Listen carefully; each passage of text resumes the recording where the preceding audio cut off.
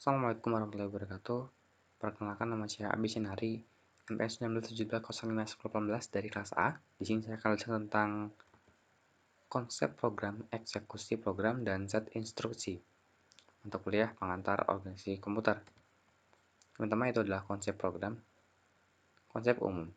Pemrograman adalah urutan langkah, prosedur, atau tindakan yang harus dilakukan secara sistematis berencana dalam jangka waktu tertentu untuk mencapai suatu tujuan yang diinginkan.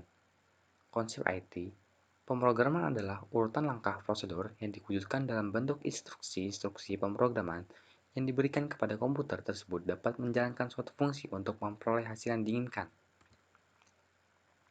Eksekusi program.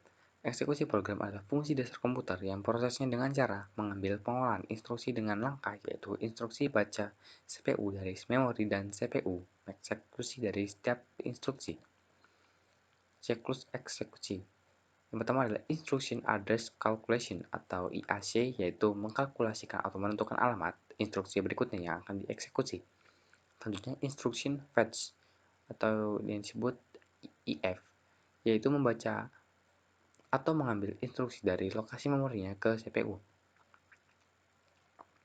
Selanjutnya ada Instruction Operating Decoding atau IOD, yaitu menganalisa instruksi untuk menentukan hasil jenis operasi yang akan dibentuk dan operand yang akan digunakan.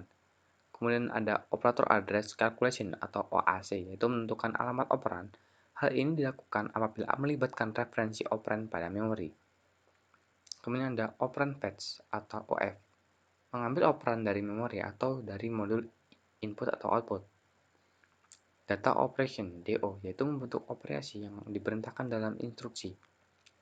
Kemudian terakhir adalah Operand Store, yaitu OS, menyimpan hasil eksekusi ke dalam memori. Set instruksi.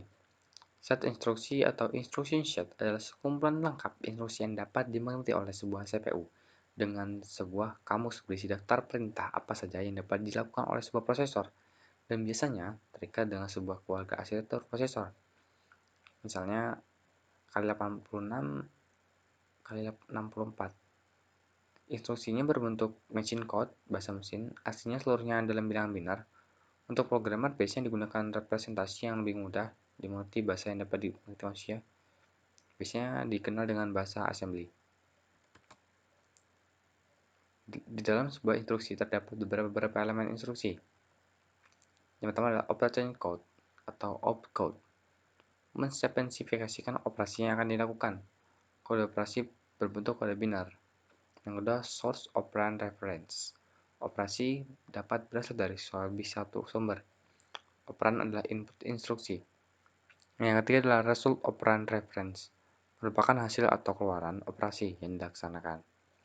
Yang keempat ada next instruction reference, memberitahu CPU untuk mengambil fetch instruksi berikutnya setelah instruksi yang dijalankan selesai.